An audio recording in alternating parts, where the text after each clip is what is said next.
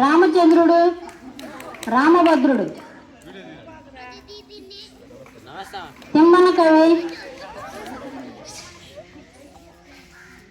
దూర్జటి,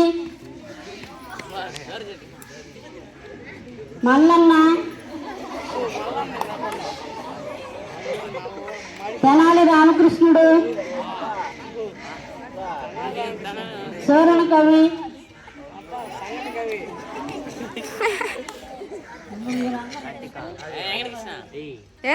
రాజాది రాజా, రాజు మార్తాండ, సాహితీ సమరాంగణ సార్వభౌమ శ్రీకృష్ణ దేవరాయల వారు విచ్చేస్తున్నారో.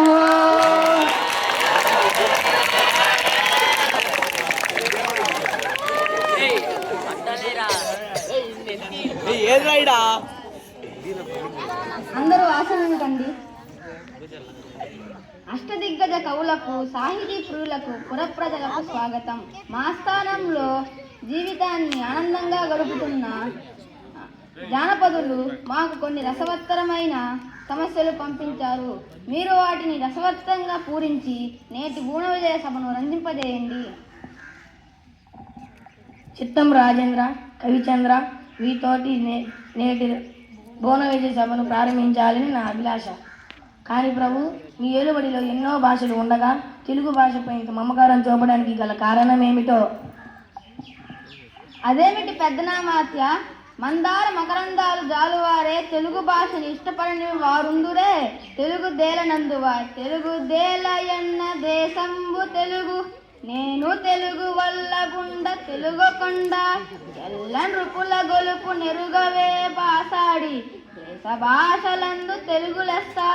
ఇంతటి తెలుగును ఇష్టపడని వారు ఉంటారా?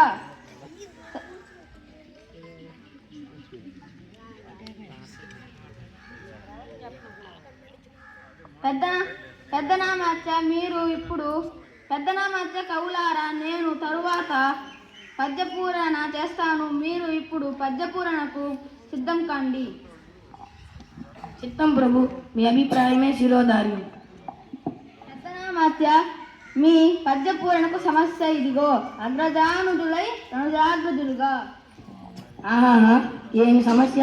అన్నదమ్ములు తమ్ముడన్నలయ్యారు. ఆహా, ఏమి సమస్య? అన్నదమ్ములు తమ్ముడన్నలయ్యారు. ప్రభు, నా పూరణ ఇదిగో.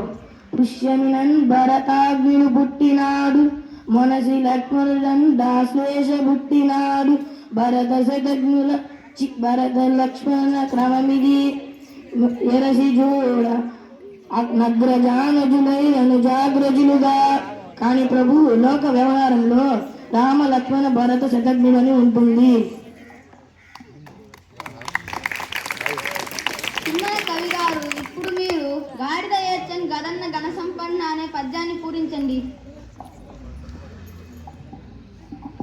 ఆడిన మాటను తప్పిన గాడిద కొడుకంచు తిట్టగా, విని అయ్యో వీడా నా కొడుకని గాడిద ఏడ్చేం గదన్న ఘన సంపన్న.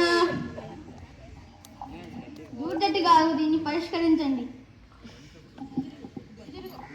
ఆడి తప్పే మనిషిని గాడిద కొడుకని తిట్టినప్పుడు విశ్వాసానికి మారుబోరుగా నిలిచిన జంతువు ఏడ్చిందన్నారు. దీనిని చెప్తూ దృష్టాంత రూపంలో సాగిన మీ పూర్ణ బల. దూర్జటి తిమ్మన కవీంద్రులు లోకరీతిని భీతి లేకుండా పలికారు. ఇప్పుడు తెనాలి రామకృష్ణ గారు, మీరు మేకా తోక అనే దత్తపదాలతో ఒక భావార్థవంతమైన పద్యాన్ని పూరించండి.